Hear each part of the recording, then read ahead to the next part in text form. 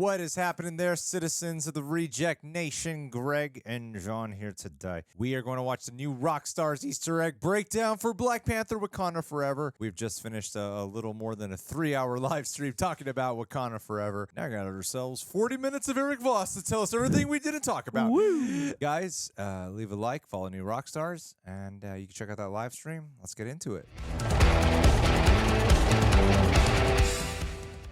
Welcome back to New Rockstars. I'm Eric Voss, and this is a breakdown of Black Panther Wakanda Forever, a film that teaches us how in grief there is power, in a truly remarkable feat of cinema to advance the thematically rich thought experiment of Wakanda, somehow without its beloved hero T'Challa, the late Chadwick Boseman. We must dive deep into this film to celebrate how director Ryan Coogler pulled this off, breaking it down scene by scene, not just for the Marvel Easter eggs, but really for what I consider to be even more rewarding and easier to overlook filmmaking choices. Spoiler what? Who cares about those? Tell me about Dr. Doom. Where's Dr. Doom? Bast, please allow me to heal my brother. Now, of course, Bast is the Panther deity of Wakanda, the entity that endows the Black Panther with their powers. She prays because she needs to regrow the heart-shaped herb, all of which was burned by Killmonger in the 2018 film, and Bast is believed to be the spiritual source of that herb. Shuri scrambles in her lab to heal T'Challa by regrowing this herb synthetically, with her AI, Griot, voiced by Trevor Noah.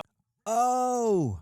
What? I had no idea that was whatsoever. Trevor Noah this whole time. And it's funny, Andrew commented to me yesterday that the credits moved so fast, and I totally didn't catch it and would never have realized it. Oh my god. That's so cool. What? It's a gripping 90-second long take, no cutting, documentary style, underscoring this as a true medical emergency. Now, the herb's DNA is shown in a double helix configuration with white orbs. While the 2018 film opened with grains of black, this is orbs of white, already cast in the Wakandan color of mourning. Griot reports the DNA's confidence rate is 25%, good point, good then point. 29%. Shuri says good enough and orders it 3D printed, but her mother Ramonda enters to report, your brother is with the ancestors. Now, T'Challa's illness is never specified in this film, out of respect to the late Chadwick Boseman, whose death in August 2020 after a private battle with colon cancer prompted a rewrite of the script. This way, Ryan Coogler and co-writer Joe Robert Cole avoid exploiting Boseman's death as a plot point or a spectacle, because it's not really about how T'Challa died, it's about how to mourn. And so by using simply the word illness, they imply it's very it wasn't some eloquent. cosmic MCU battle, but really a more grounded way that many of us have lost our loved ones, and truly the way that we lost Chadwick. Shuri is our focal character for this story, and this movie evolves her as comic relief kid sister to a true instrument of grief, who through her journey teaches us how to heal ourselves. Because while she's really trying to heal her brother in the opening minutes, her true mission of this film is to heal herself. Like the proverb, physician, heal thyself. Shuri's wounds will only be treated when she takes the remedy that she's trying to produce for her brother, and once she properly grieves her lost family, Bast answers her prayers with T'Challa's legacy. Yeah, see, that's part of why I find this movie so beautiful, is because, like what Eric pointed out too, is that it's more than just mourning the loss of Chadwick Boseman. There is a catharsis to be had for most of us. I've imagined most of us have lost someone in our lives. In a lot of ways, you know, this is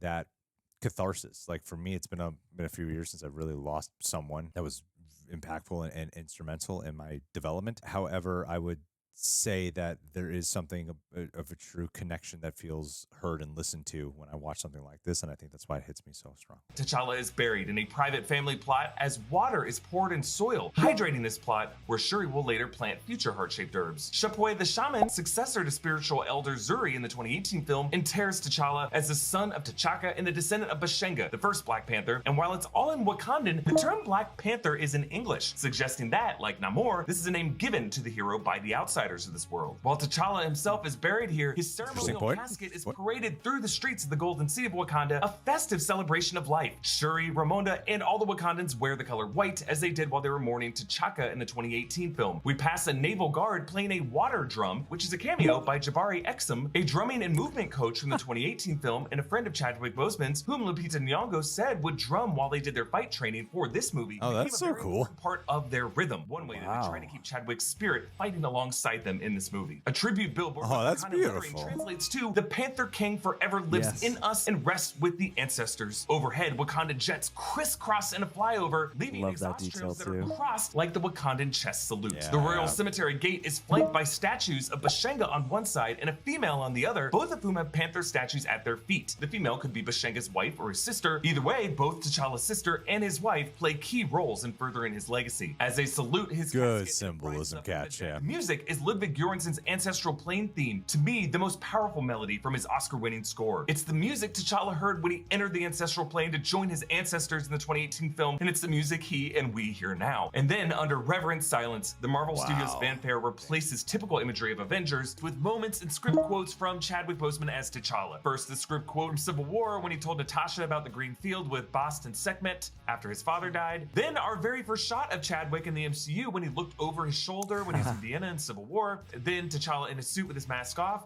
Then the script quote, T'Challa asks his father in the Ancestral Plane, tell me how to best protect Wakanda, I want to be a great king. Then the script quote, T'Challa said before the UN, in times of crisis, the wise build bridges while the foolish build barriers. Then an image of Black Panther with the mask on. Then the script quote, what happens now determines what happens to the rest of the world, which I think was just a line from the Black Panther trailer marketing throughout 2017 and 2018. Then the script quote, if anyone found out what we truly are and what we possess, they could destroy the world, it's my duty to protect it, which is an alternate line from the movie that T'Challa said to Nakia when they walk through the streets in Black Panther. And then T'Challa crossing his arms in salute. Then we see the letters of Marvel Studios where the flickering images are more famous moments of T'Challa. You know, I'm gonna be honest, I did not notice. Did you notice the script quotes at all? I didn't process them. It's like, yeah, I saw the words, and I think in the back of my mind, I was just like, oh, they're always there. But yeah, and especially it's fascinating that they would pull alternate quotes or moments that didn't actually like appear in the movie. Like, I feel like there has to be some level of intent there. But yeah, I didn't process that they were his lines, certainly. Well, I mean, a big part of actors is they make lines their own. So if there's like an alternate take, I can imagine that it was just the way he decided to deliver that line or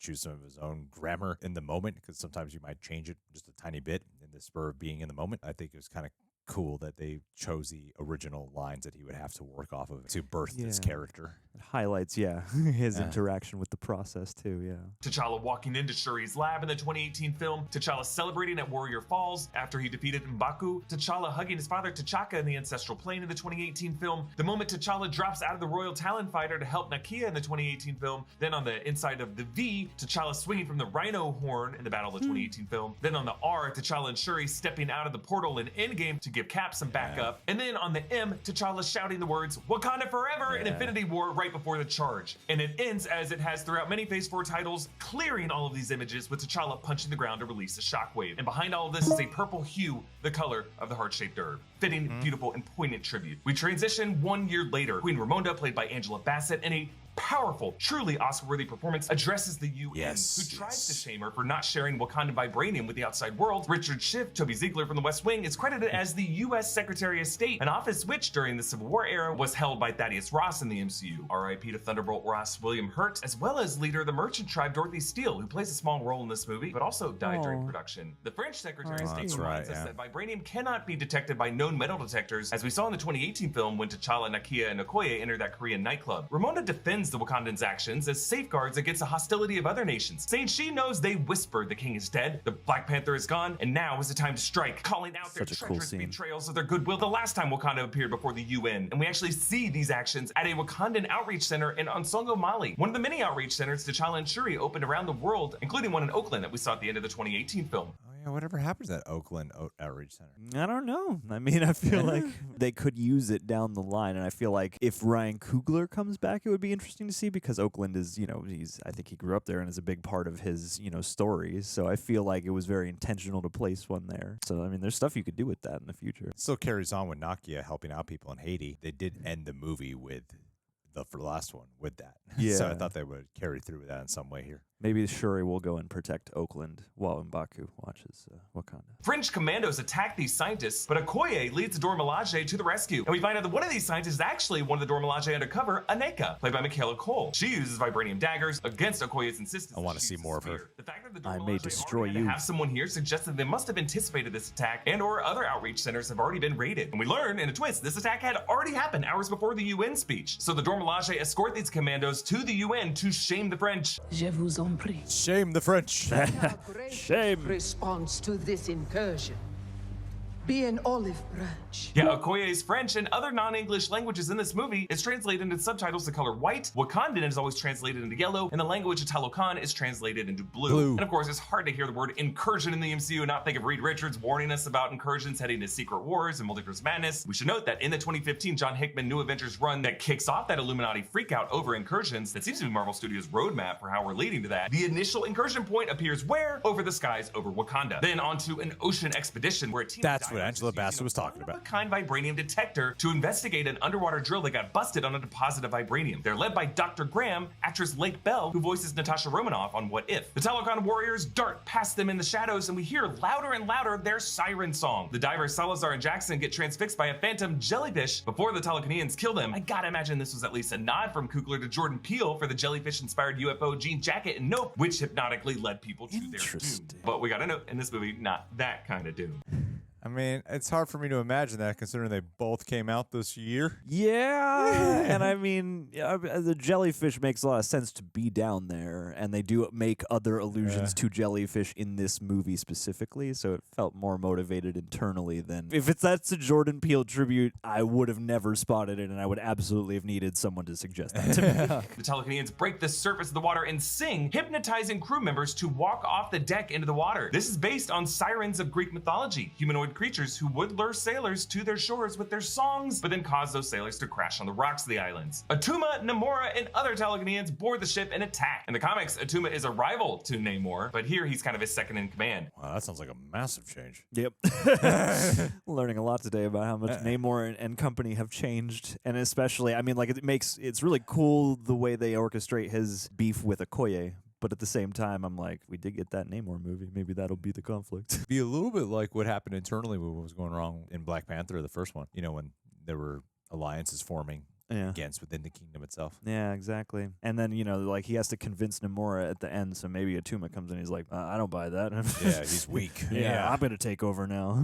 Lead with strength. They all wear breathing masks filled with water so that they can move on land, similar to the moisture masks of the still suits in Dune. Dr. Graham departs in a helicopter, but it crashes, revealed to have been thrown by its tail by Namor, flying with his ankle wings. And we cross-dissolve from this into the border of Wakanda, making it look like Namor is flying into that kingdom, as this will be the next place he visits. Going to Wakanda right now. Anderson Cooper cameos reporting on the UN speech. If you look closely at the ticker along the bottom of the screen, it reads, Scott Lang continues to promote his book, Look Out for the Little I didn't catch that at all. Ant-Man the Wasp: Quantumania, which of course is the next film on Marvel Studios' slate. Ramonda finds That's an Shuri Easter in the egg, lab, man. where Shuri's designing the exosuits that will eventually become Okoye's Midnight Angel suits. The Wakandan letters on Shuri's screen translate to flat line, which might just be one of her design template tool options, but also might just be an unfortunate word combination, reminding her of how a year earlier she found out her brother flatlined in the same spot. Now, Ramonda says that the AI griot unnerves her, saying one day artificial intelligence is going to kill us all, and Shuri says AI isn't like the movie's mother, it does exactly what I tell it to. Age of Ultron. Pretty odd exchange for a world that has definitely had to deal with Ultron. Ramonda tells Shuri she wants to take her on a trip, telling her to leave behind her Kimoyo bead bracelet and her Kimoyo earrings, setting up Shuri to have two separate ways of tracking her after she leaves behind her bracelet on the bridge. Ramonda takes Shuri to a riverside campfire to partake in a mourning ritual of burning the funeral garments. I think that it's really smart to do that too, because there's like no form of real protection they have other than the spears when Namor shows up. Yeah, it's very elemental that way. It's very vulnerable for them in that situation. Nearby, elephants bathe in the river. Elephants are known to have complex grieving rituals as well, traveling long distances to the sites on the anniversaries of the deaths of family members, guided by an instinct similar to the hand of T'Challa's spirit that Ramonda mentions here. But Shuri, always a scientist, is a skeptic. I gotta point this out. Did you hear that story a couple months ago where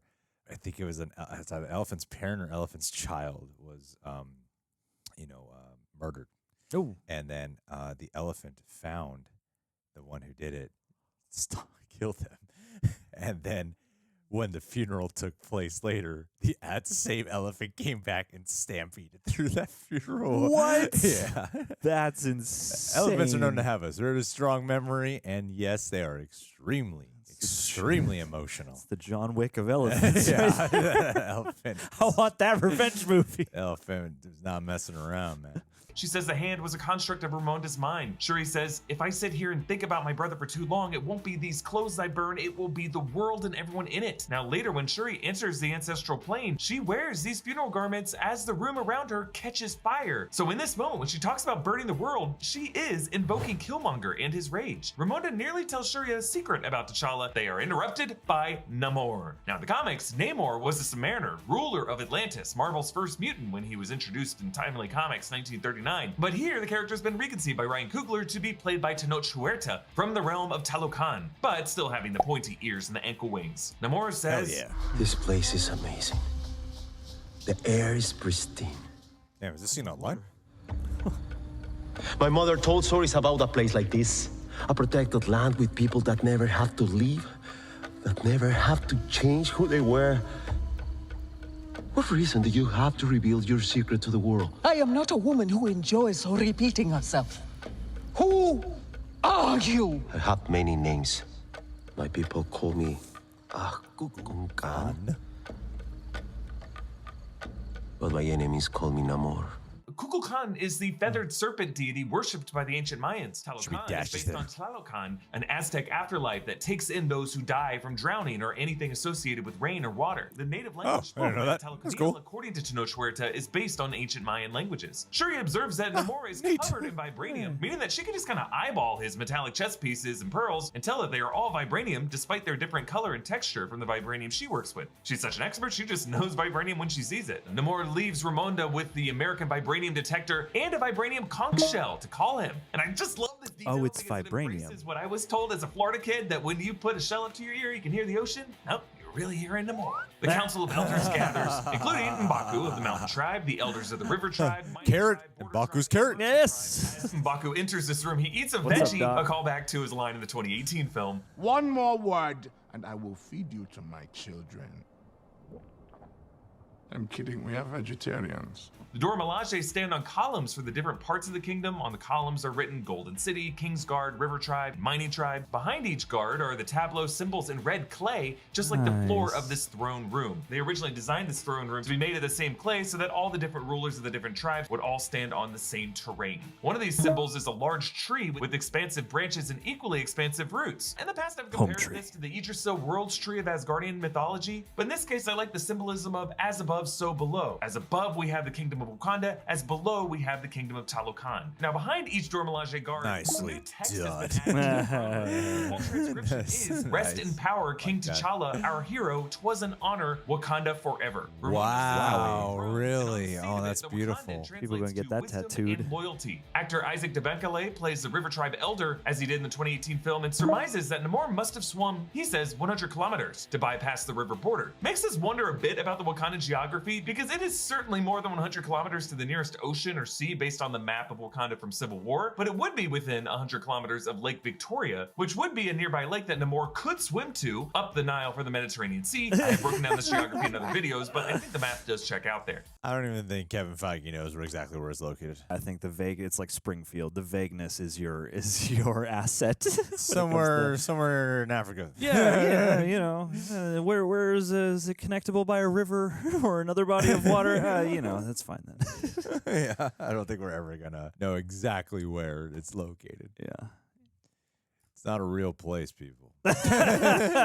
No, it must be canonically only one region and nowhere else. Ramonda, Shuri, and Okoye deduce that there must have been a second vibranium meteorite that landed in the ocean, which means for them, the one gift from the heavens that made Wakanda unique, a vibranium meteorite, was also a gift that the cosmos gave to the ocean of Earth. But it also poses the question, where in the cosmos did all these chunks of Cheating vibranium come from? I look forward to exploring that and many of the other questions from this movie in future videos. But Everett Ross returns to the 2018 film and tells Shuri and Okoye that the scientist is an MIT student, so they head to MIT. Remember, this is Tony Stark's alma mater, and currently the college attended by MJ, Ned, and Flash. Shuri and Okoye That's Riri right. Williams, Dang. Dominique Thorne, future Ironheart. Thor actually initially auditioned for the role of Shuri for the 2018 film, and you can tell there's an inherent sisterhood between the two women as intellectual equals, kind of like what we initially saw between Tony Stark and Peter Parker. Tom Holland originally auditioned for Iron Man. Collatz conjecture 300 plus 1. This refers to the 3x plus 1 problem of the Collatz conjecture that's the most famous unsolved problem in mathematics. Presumably, this is what Riri is actively working on in her spare time. Inside Riri's room is a flag of the city of Chicago, that is her hometown, and Okoye gets impatient. Get out of my dorm.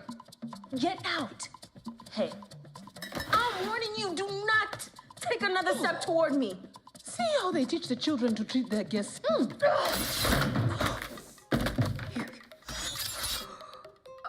Put a spear in here. Who brought a spear in here? I like her. Hey, put it down, put it. You hurt yourself. Come on. It's all right, princess. Small girl.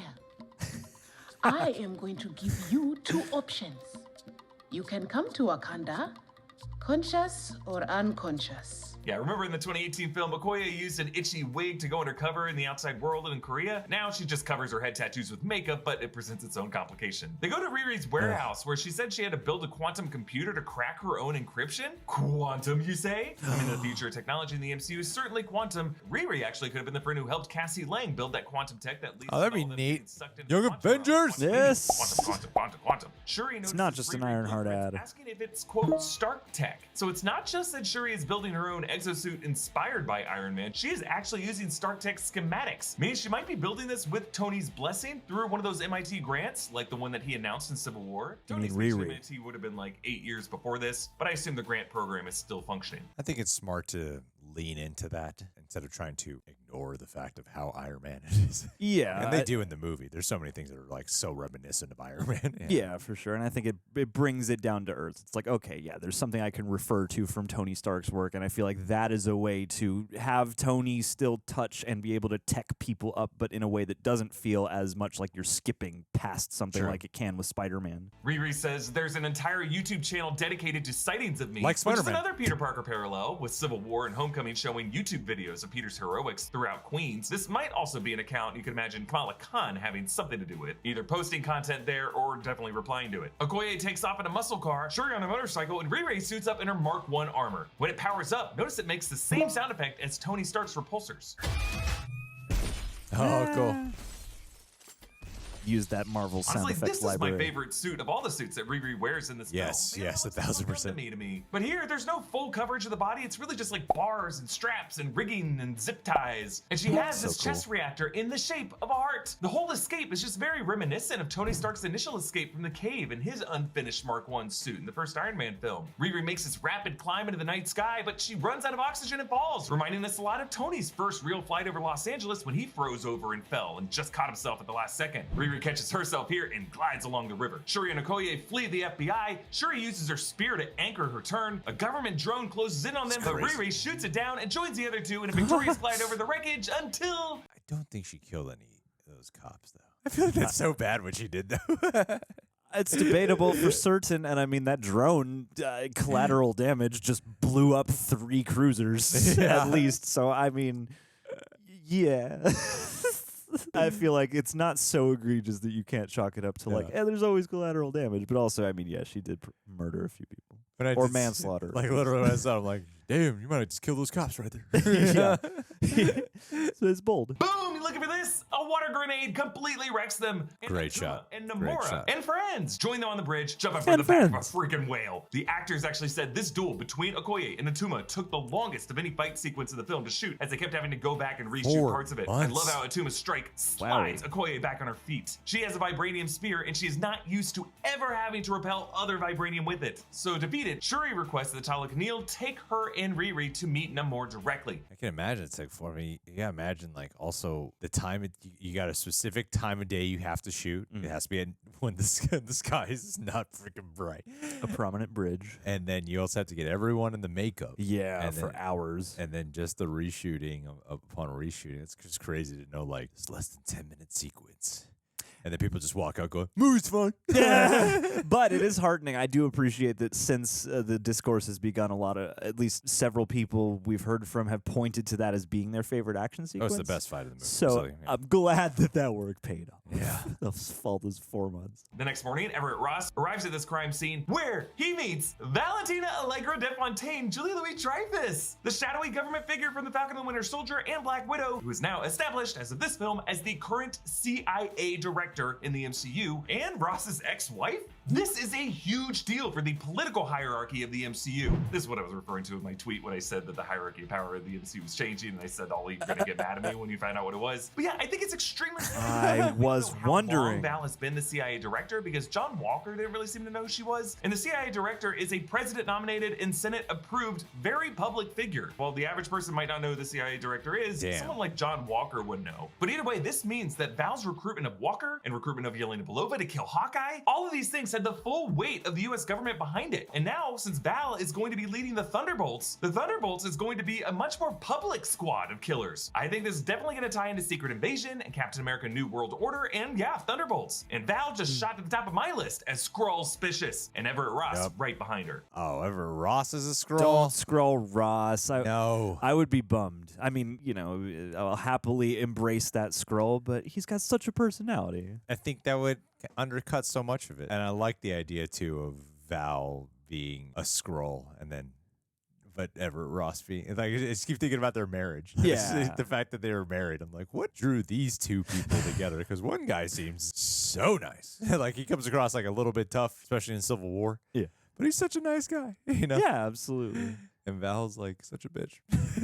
maybe the real Val when they were married was nicer and more fun. Our MCU CIA director is way hotter than the real life CIA director. My God. Yeah, the public, the real new government should take note. Okoye reports losing Shuri and Riri. The doorways behind her are now flanked with text. On sacred ground may we find, and on the other side, the wisdom of the ancestors. Now, it actually seems to be a misprint in the shot of Okoye, but it is what it reads later when Shuri enters the ancestral plane version of this room, when it transforms into literal sacred ground, where Shuri finds the wisdom, albeit complex wisdom, of her ancestors. Ramonda is reminded that Okoye raised her spear against her own husband, referring to W'Kabi, Daniel Kaluuya's character from the 2018 film, who does not appear in this movie, but Ramonda says that W'Kabi is somewhere, that Okoye can visit him anytime she wishes, so this establishes that W'Kabi is alive and well somewhere. Ramonda shouts, I am queen of the most powerful nation in the world, and my entire family is gone. Have I not given everything? God damn.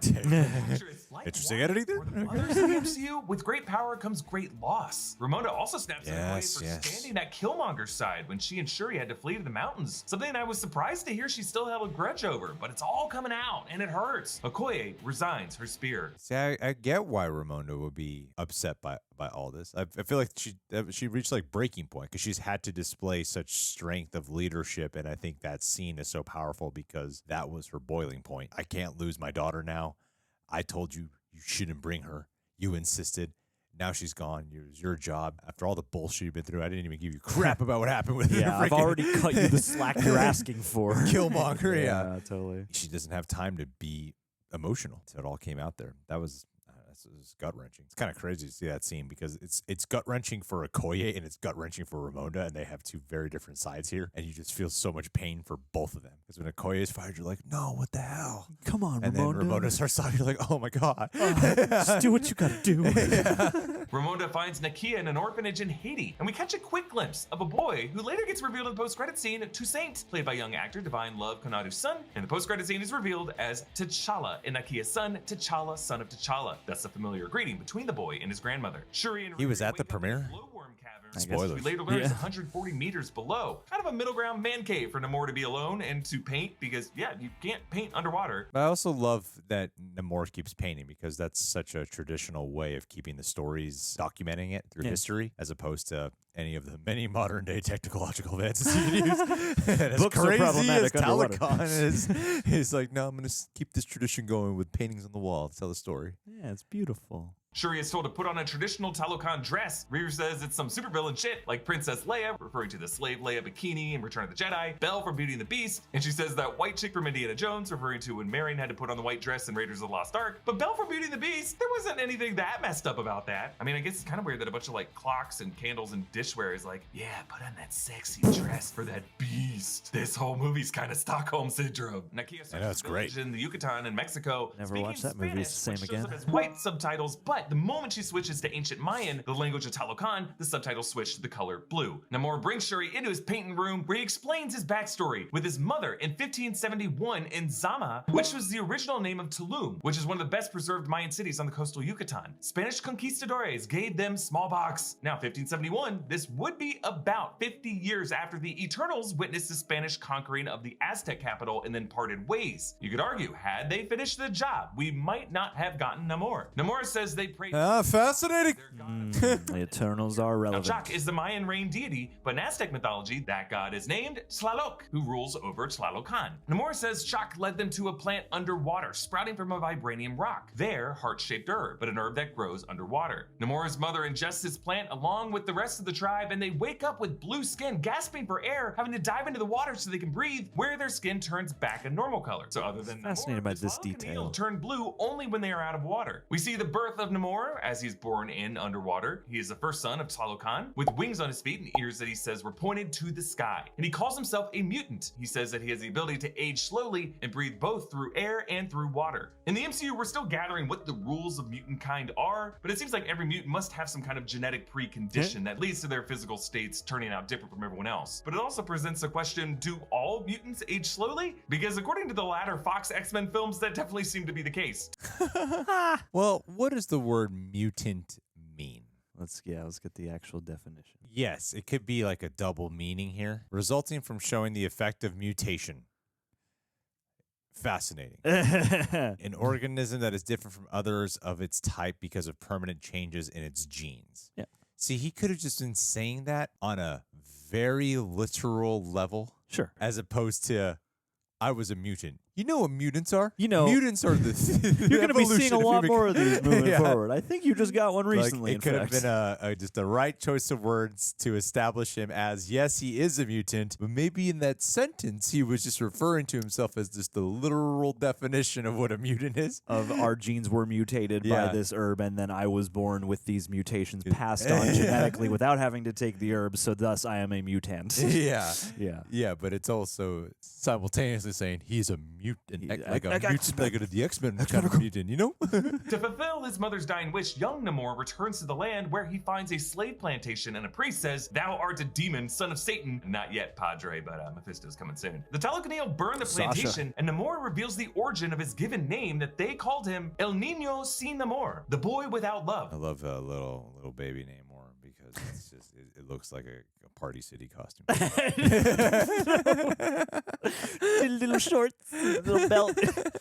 Wonder what kids are gonna be going as Namor. Every pool party I next don't summer. know. It's a really revealing outfit for a little boy.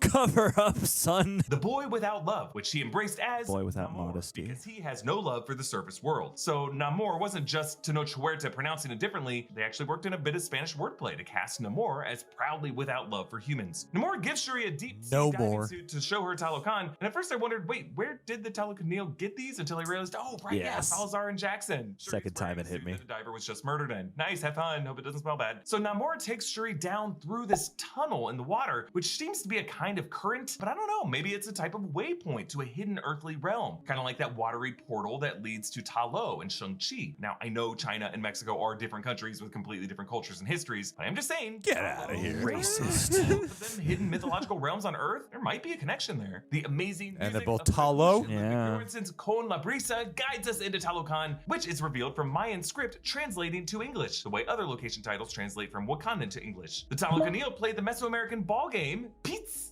The modern version, known as Ulama. This was played by Mayan peoples, where a rubber ball is bounced from your hip through a hoop on the wall. You might know it as I did from the Road to El Dorado. Salute, forming their hands kind of in the shape of a throne, but also an open shark mouth, as the Talokan throne is a giant shark jawbone. Also kind of looks like Hadouken. Or like a I shower. regret that joke immediately. Namor shows Shuri his central palace that is made fully of vibranium and is lit by a powerful light. His own golden city that he must protect. Nakia waits on a Yucatan line about beach the for sun, freedom you missed to track Shuri's earrings and then dives into a water hole in the jungle, a land-based waypoint to Talokan. Now notice how Nakia's suit is green, the color of her river tribe, but costume designer Ruth E. Carter incorporated blue to look like a river snaking through the jungle, effectively telling the story of Nakia's rescue plot in the second act. Namor gives Shuri a bracelet of friendship, the same bracelet worn by his mother, both an olive branch, but we later learn the plant DNA that Shuri can use to resynthesize the heart-shaped herb. So just to track the jewelry swapping going on in this movie, Shuri leaves her Kimoyo bead bracelet for Ross to find. Technically, Val bugged that bracelet, but she keeps her earrings, which is how they track her down. Meanwhile, Namor notices that Shuri's wrist is bare as she surrenders himself to him, which she knows that he won't see as suspicious because she was not wearing that bracelet earlier at the Riverside fire ritual per her mother's request. So Namor gives her a bracelet, which becomes the cure that she's been seeking throughout this whole film.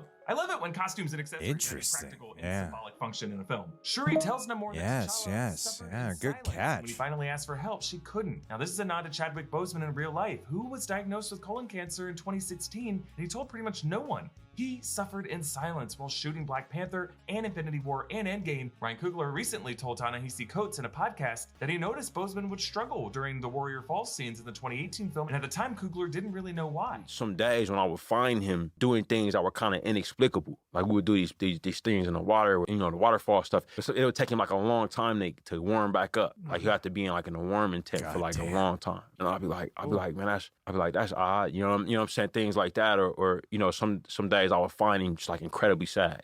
But looking back, I'm like, oh man, my man's was dying. It's a shocking thing to realize, and it's also a thing where it's like, oh yeah, I can't quit. If he did all of that while he was going through that, you know, this is just grief. So it's like, yeah, we gotta push through.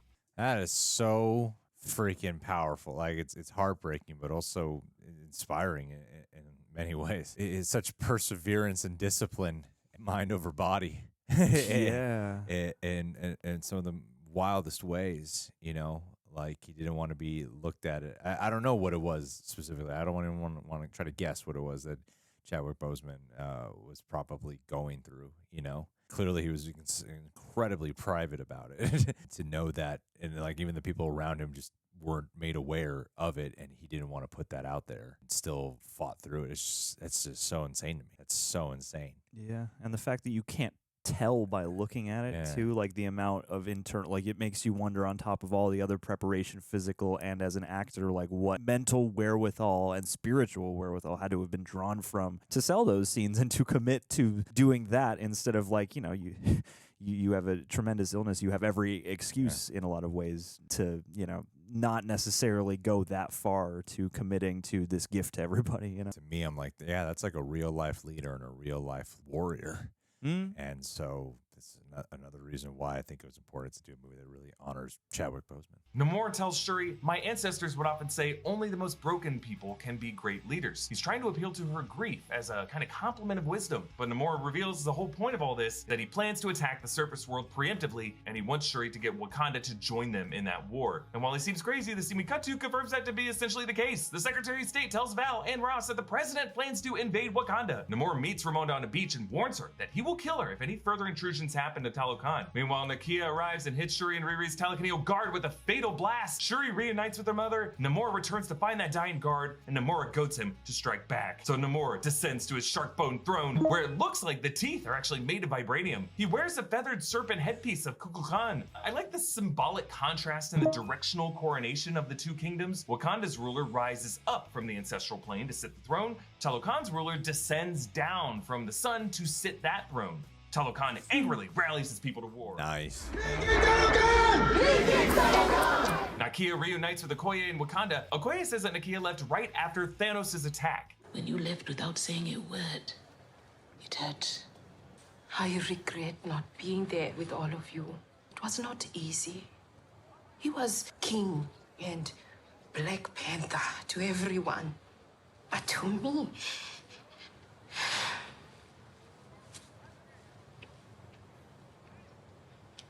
he was everything.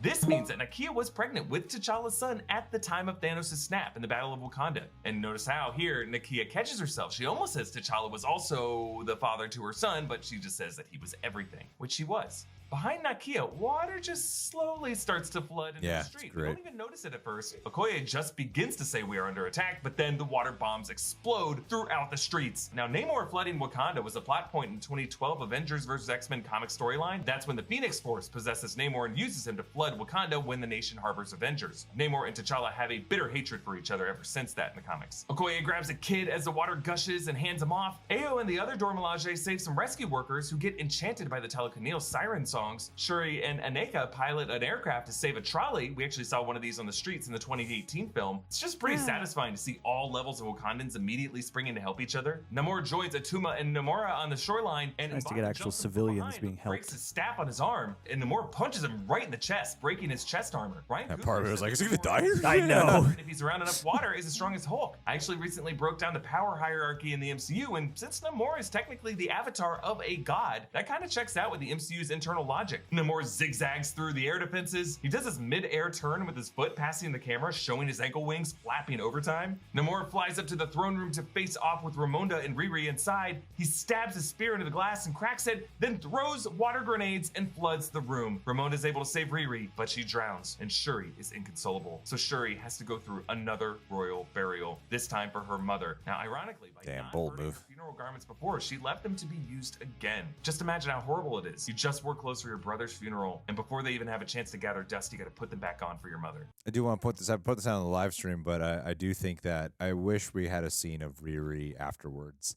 that dealt with her feeling like guilty. I've heard the criticisms of Riri Williams in this film, just feeling like an Iron Heart setup. Like I was saying in the live stream, I think what would have really helped focus up her narrative in the film, and the integral part of her being here would have been if after Ramonda dies, you know, because in the whole movie she's kind of like, I didn't even do anything. Why is he coming after me? And I didn't even intend for any of this. But then after Ramonda dies, being like, it's feeling like it's her fault Ramonda died because Ramonda tried saving her, went to save her, and then none of this maybe would have happened if Riri didn't do any of this.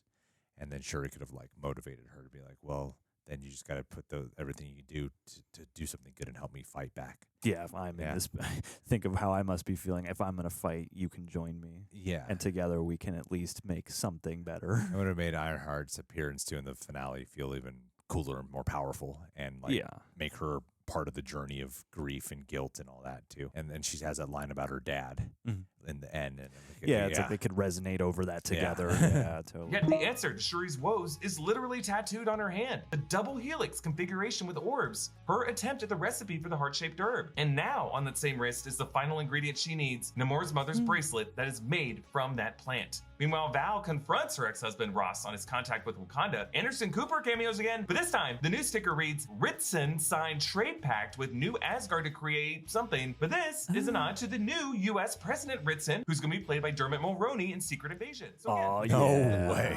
US President Ritson, Secretary of State Toby Ziegler, and CIA Director Val. It's still crazy to They are really setting up Secret Invasion in this movie. Wakanda, the colony of New Asgard, led by King Valkyrie, is in the MCU its own nation state with international relations across the world stage. Now, Ross reminds us that the Wakandans could be using their vibranium against the United States, and asks Val if she's ever thought what the US would be doing if we were the only country in the world who had vibranium. And Val's response is interesting. She says, oh, I actually dream about that. I think it's a little hint that one of Val's objectives is to amass all the vibranium and weaponry under government control, or at least under her control. And maybe the mission she's going to deploy the Thunderbolts on is an invasion of, or a heist from Wakanda. Or since Bucky's leading that team, maybe a collaboration with the Dora Milaje to steal back vibranium from some other third party who steals it, like the real intelligentsia. I don't feel like Bucky would ever, no matter if he's part of the Thunderbolts, he is not going to invade Wakanda. He will. That'll be the inciting incident of film. They try to task him with this mission, and he just quits. Yeah, there's no way he's attacking Wakanda. So the Golden City evacuates to the Jabari outpost. Shuri and Riri deduce that Namor absorbs oxygen through his skin and thus will be weakened by dehydration. Riri gets to work on new Iron Heart armor made from vibranium. She hammers out a piece in the shape of a heart. Shuri gives Okoye her completed Midnight Angel suit. In the comics, the Midnight Angels are Aneka's group of former Dora Milaje. Shuri is able to synthesize the heart-shaped herb DNA from the bracelet bracelet, and when it prints, it successfully glows. So Shuri sips the liquid and falls into the ancestral plane as Nakia and Okoye pray for her. Now, structurally, this mirrors the leap of faith at the end of Act 2 in the 2018 film when the women resurrected T'Challa to restore Wakanda's protector. Shuri immediately finds herself in an ancestral plane mirror of the real world, underwater in the flooded throne room, in the exact same spot where her mother Ramonda's life left her body. Just like how when Killmonger went to the ancestral plane, he visited the exact spot of his parents' tragic death. Shuri swims up to the surface, and she's again wearing her white funeral garments, but as she rises out of the water, her clothes are dry.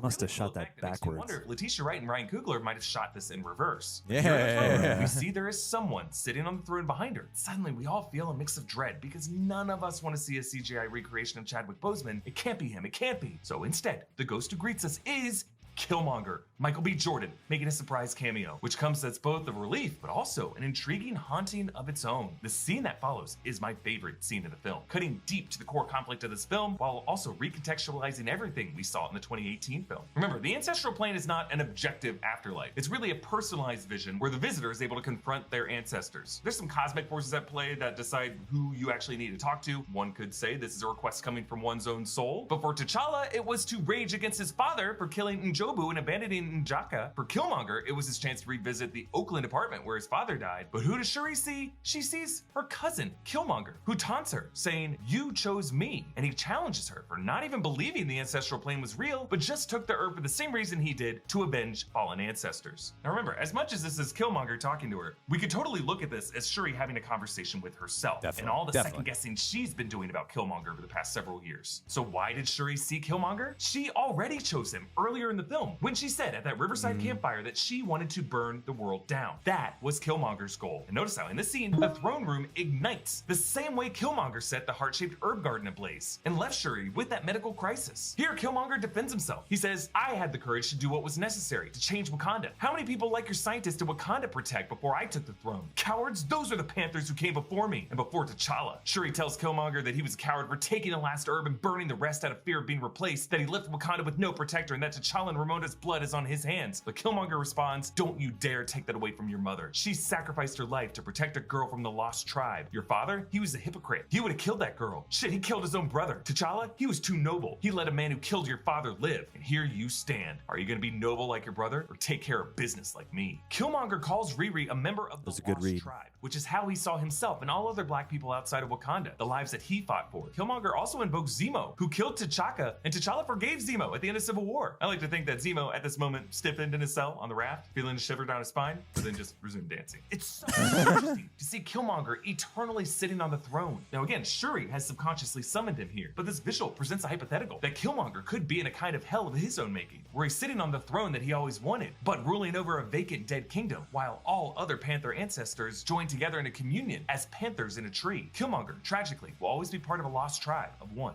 Oh, shit. Yeah, that's a great point. That's a really great deep point, that even in the ancestral plane, like just a visual, I'm sure, like, especially if he still is behaving that way after death and thinks that way, I could see him being like, "Oh, fucking Killmonger's coming back." So don't make eye contact, guys. Come on. Oh, God. Okay, we don't need to argue, Killmonger. We're dead.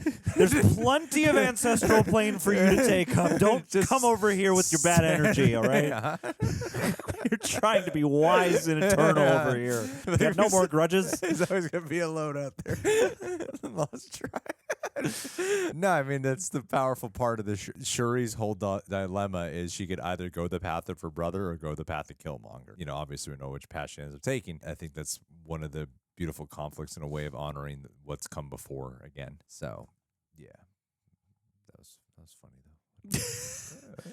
Yeah, man. Then there'll be a what if episode that just all takes place in the ancestral planes. Like a workplace comedy. So mad. I thought he might have softened up a little bit. Nope. This scene ends before Shuri can even answer Killmonger's question, framing it as a haunting nightmare that she's still trying to figure out for the rest of the film. She's afraid to tell others who she saw in that vision out of shame, because Killmonger was a symptom of her own moral illness that this physician still needs to heal. But Shuri still has super strength, and she suits up in a new suit. She places her helmet beside the helmet of her brother, the helmet that that she carried in the opening funeral scenes. Now she has a helmet of her own. And Shuri joins everyone else at the Jabari outpost, fully suited up. Interesting how she joins by descending from above, the way Namor sat his throne. Shuri does not rise up, she drops down. She's still being driven by the misguided vengeance that guides Namor and guided Killmonger. When she lands, I like how the impact spreads via purple kinetic energy as her suit absorbs the shock of it. I mean, Black Panther falls and lands. Yeah, a lot.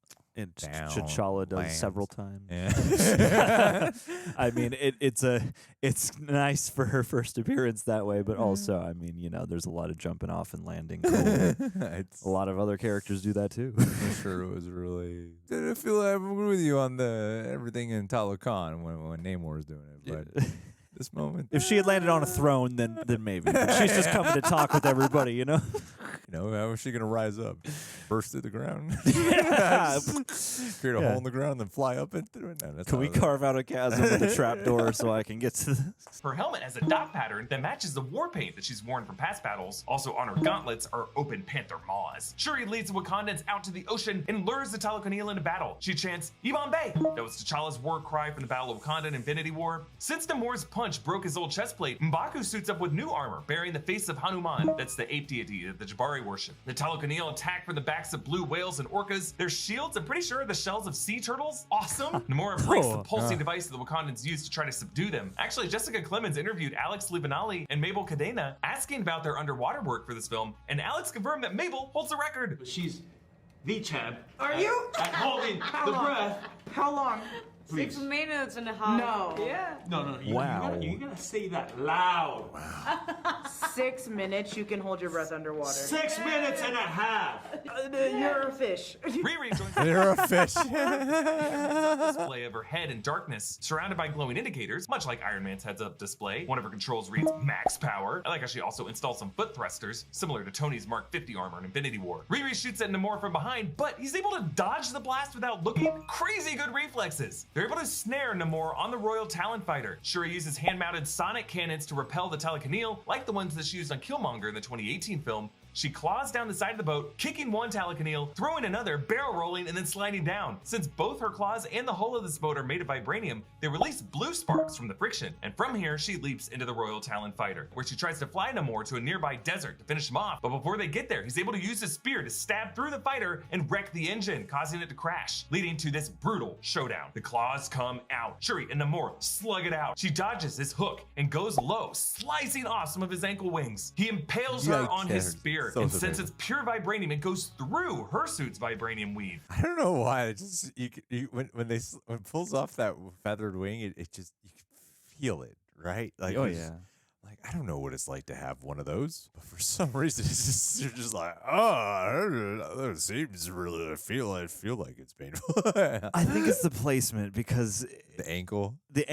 Like anytime you watch a horror movie and someone gets like I think of that, was there the Evil Dead pencil gag or something, like ankle, I think is already an icky place for any kind of, painful gag. And also too, it's a wing, so it's like a smaller appendage. So I think you can relate it to like a finger or a toe or a part of a foot, like you can feel the smaller, more intimate pains than if it had just been like, I'm going to cut you in half. It seems like it's all over. As her life fades, she's transported back to the ancestral plane, the burning throne room briefly. Her greatest fear, that being consumed with Killmonger's vengeful rage, has led her to death. But instead, she now rejects that path. She claws off the spear, she pulls herself off of it, somehow leaving no blood on the shaft of that spear, and leaps over Namor and lands before him. And she uses the exploding jet engine to blast Namor. Presumably most effective just by drying him out even further. And as she holds the blade to his throat, both fighters are close to death, and they sink in this fascinating interlocking visions of their ancestors. For Shuri, the conflicts of the past rewind. We see the flooding and the battles before reversing, symbolizing her wounds beginning to heal, both the physical wounds in her suit and her psychological illness. Her mind is retracing its steps back to the mutually peaceful kingdoms of Wakanda and Talokan. And finally, Shuri sees the ancestors she wanted to see in the ancestral plane, a vision of her mother Ramonda, who says, "Show him who you are." And Shuri tells Namor to yield so that their kingdoms can protect each other. Namor looks up at Shuri, and what does he see? He sees a vision of his mother reaching down to him on this sacred ground. Every man marries his own mother. Of their ancestors. A closing montage shows Shuri replanting the heart-shaped herb garden in T'Challa's gravesite. She greets Riri in the lab and makes her return the suit. Didn't point out how the mirrors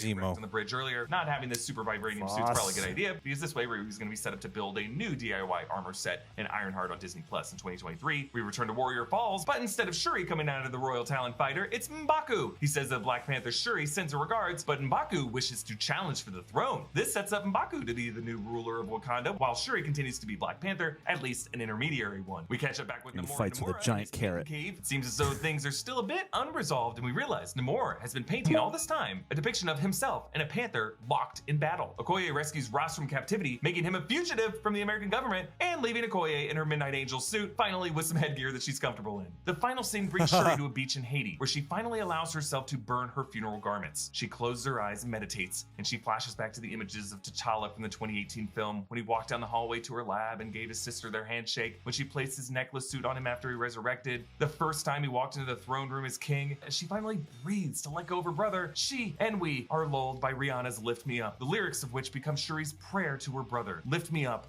hold me down, hold me close, safe and sound. Now, burning in a hopeless dream echoes the fire of the despair that she felt in her nightmare with Killmonger. In the second verse, that part becomes drowning in an endless sea, a contrast of fire and water there, but both represent Killmonger and Namor dragging Shuri down into violence, which is why the chorus comes back to the prayer of lift me up. And in the post-credit scene, her prayers are answered. Exactly. You see, that's like when we were talking about it on the live stream, I was saying that like I think it's a great intermission song for right after the end credits and before what the post credits is. It's like the perfect in between for it, and I think it's one of the best closing credit songs the MCU's ever had. They don't really get songs, you know. They're all songs, but they're like with lyrics and stuff that are poignant and meaningful and reflective of the film. And I think it's a perfectly apt song for it. Oh yeah, well, and the way the first movie had such a big splash with like we've got this curated soundtrack, and Marvel doesn't do like pop music soundtracks, scores usually. Yeah, it's like there's not a lot of songs amalgamated from artists, and this felt like a way to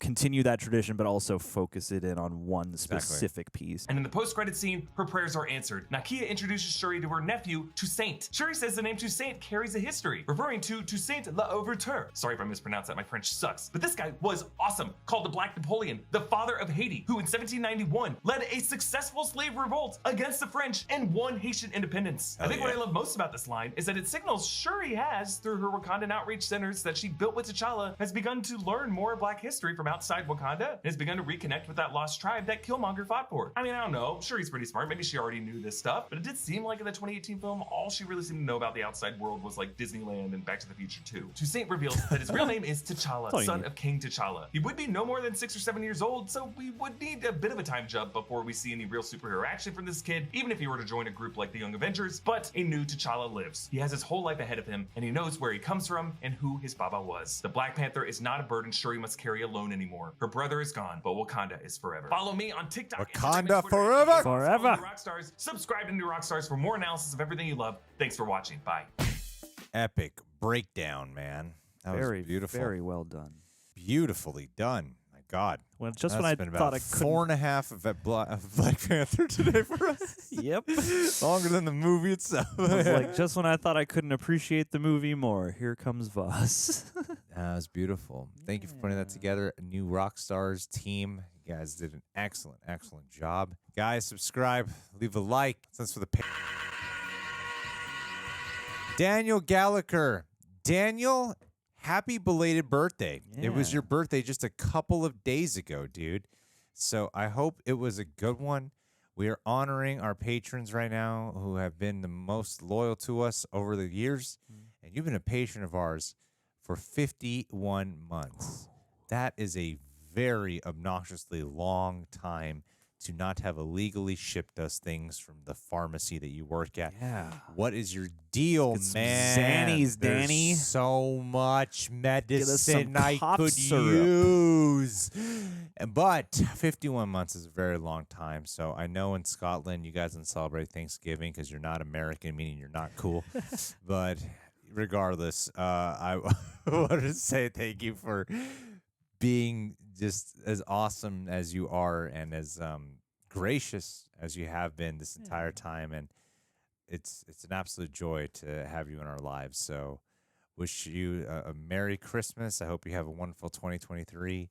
And is this you in the thumbnail, or is that your Zoom girlfriend? Zoom in. I think it's his girlfriend because he's been like talking nuts. Nope, that's Daniel Gallagher. definitely But Daniel. you are beautiful enough. You know what it that is? you The could. stuff in the background made it look like long hair. Yeah, I and got you. tiny. Is Yeah. For All sure. right. And the bits on your shirt almost look like it could be. So I was like, oh, maybe that's his hot white girlfriend.